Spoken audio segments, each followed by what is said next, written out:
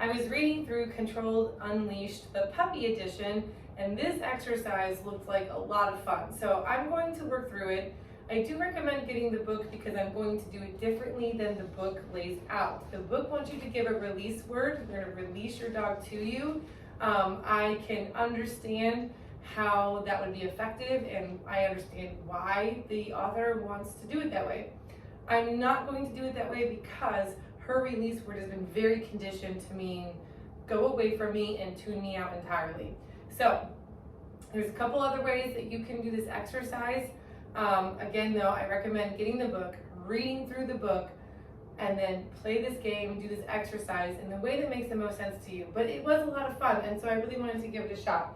So before you get started, your dog does need to have a basic understanding of kennel training and how to wait in a kennel. Now, preferably, Phoenix would be waiting in her kennel without her front feet sticking out. So if I was in a normal kennel, I would be closing the door. It is a little trickier with the mesh kennel because the door is mesh. Yes, good girl. And I can't just close the door on her when she steps out. So I'm going to be maintaining our kennel criteria to the best of my abilities, yes, and rewarding heavily her staying in her kennel, even though this is going to turn into a recall exercise. So, as you're doing this, as you're playing this game, nothing happens overnight, right? So you're gonna begin adding distractions outside of the kennel, and your dog still needs to orient to you. Or you can begin taking your soft-sided kennel outdoors, yes, and practicing outside, so your dog again is going to orient towards you no matter what environment they're in, no matter what the distractions are presented. So her having some foundations in what is called distraction, mark, treat, if I were to tell her yes, it would release her from the kennel, but yes means to stop what you're doing and come to me for your cookies. Get in the kennel. Yes, good girl. Good job. So I'm going to heavily reinforce the kennel. So if I had a bunch of distractions out and she popped her head out, oh, no feet though. Get it back in there. Good. And she's looking at me instead of the distractions out ahead, I could, yes. And that yes should whip her around to come look at me. Now, doing this from the kennel, we have the wall of the kennel that she has to really turn around to get towards me, which is orienting towards me and orienting away from the so-be distractions, whatever distractions would be out there. All right, so we're gonna send her back to her kennel. Yes. I'm gonna toss these treats to the back of the kennel because I really want to encourage her to keep her feet in there. I notice I'm right up front. She can easily pop her head out and see me, and I can easily see her. Yes. Very good. Very good. In your kennel. Yes.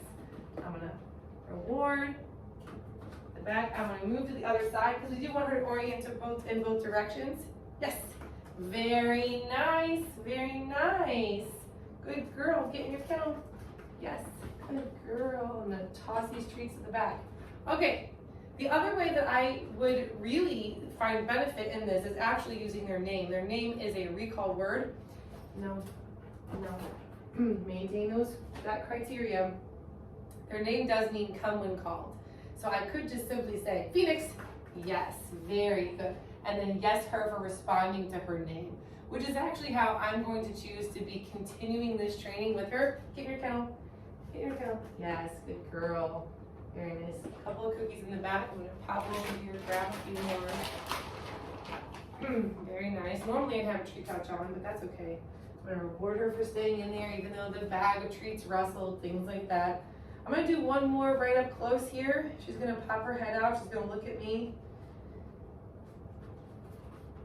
And I'm going to recall her to me with her name. Phoenix. Yes, very nice, very nice. Good girl. Get in the kennel. Yeah. We're in this kennel. We're having a good time. I'm going to pop back to the other side. For the sake of balance, that I want her body to be moving in both directions, I want her to know how to orient to me from both directions. Phoenix. Yes, good girl. Now, this time I'm going to take a step back. Get your kennel. Yes. And I'm going to land. I'm going to call her at a further distance. So I'm going to take a step back. So now when she wraps the wall of this kennel, she has the further distance to go. Phoenix, yes, good girl, good job. And you can just continue that training in your kennel, going further and further backwards. Now I can't see her anymore, so I have no idea if she's looking at me or not. But Phoenix, yes, lovely job. I can kind of see her through the mesh, but it's kind of tricky. Right, get back in that kennel. Very nice. Now, if I did have a bunch of distractions out, she would also be practicing going to her kennel with all those distractions. So we actually have a lot going on. Get in your kennel. Good. I'm going to move myself back. Phoenix, yes, very good. We have our kennel training. We have our recall word. Get in that kennel. As we add distractions, that would just increase our dog's ability to go to their kennel no matter what was happening in the environment and to come to us no matter what is happening in the environment. Nope, we're always maintaining our kennel criteria. Those feet cannot come out until I call her. Very good. So I'm going to go ahead and reward her. So I took a step back, she stayed, so I'm going to go ahead and reward that. Phoenix, yes, very good. Very nicely done. So as you're doing this, a couple things to keep in mind. Your kennel can turn into your front door. So you would do this very same activity. They should not cross the plane of your front door until you've called them out to you, using the wall of your house to get that nice sharp turnaround.